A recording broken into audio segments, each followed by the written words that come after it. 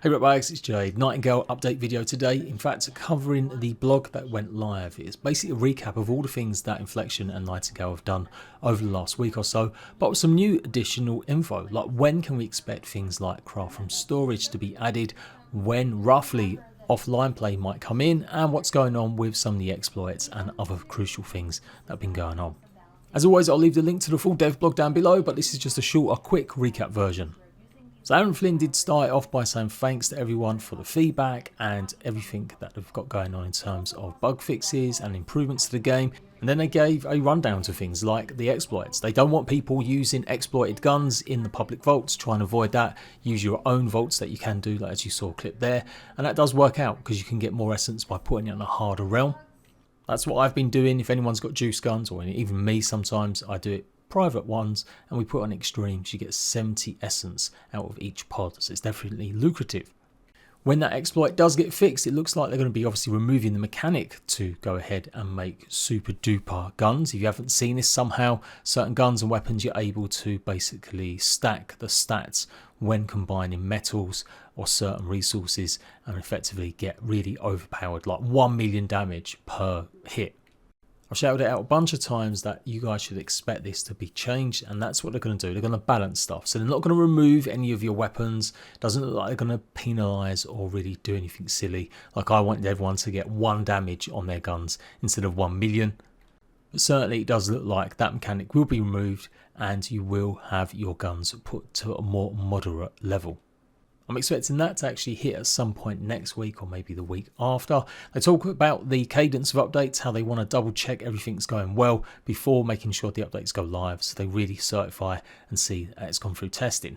Although, let's face it, the recent news over the weekend where people's bases were basically disappearing, mine included, and we had to get a special rollback implemented. Over 200 people were affected, at least. But that did get corrected and completely fixed as of Sunday, apparently. They have had no new reports of it happening, so hopefully that's the last of that. At least we could roll back. I know some people lost quite a bit of progress. I was lucky enough, I only lost about an hour. They did show off the server browser list so you can change regions if you want to, as that was causing huge issues with a lot of disconnects. And they think they've got around 80% of the disconnects fixed now, so hopefully it's a more stable experience whenever you try and play Nightingale. And they spoke about their other plans as well. So short term, yes, they're going to have crafting from storage and auto sort from storage coming quite quickly in the next few weeks, more or less, quality of life improvements like that. They're also going to be adding the ability that you'll be able to buy items from traders, not having to visit them all the time. So I do believe it's going to work that you'll visit a trader on a realm. If you don't have enough essence there and then, you can go away and you can then go ahead and buy whatever they had in their store. Meaning less back and forth, going back or forgetting which trader had what and missing out on a crucial piece of augmentation, or maybe filling up the rest of your builds. So that stuff is fairly new to me. That's a great idea. Medium term, and they've said this could be the next few months maybe, but they don't want to put a definitive timeline to it, is the offline mode. They still need to do a bunch of testing to see how the server loads will work out. At the moment, it's 50-50, it's apparently split between how much processing and how much gameplay is handled by your rig, and then how much is handled by the online servers. I can only imagine if they're doing the offline mode, it does mean there's going to be a lot more effort going into your systems doing more of the work.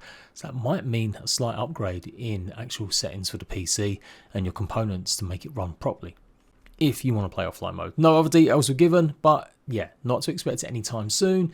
And it definitely is something they don't want to put a definitive date on. They want to make sure it's right. And then long term, they're adding, of course, new POI experiences. They're going to have obviously new realms and lots of new creatures.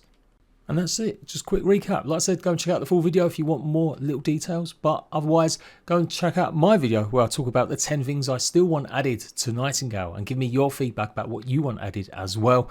And as always, I'll see you for more Nightingale live streams and video guides. Bye-bye.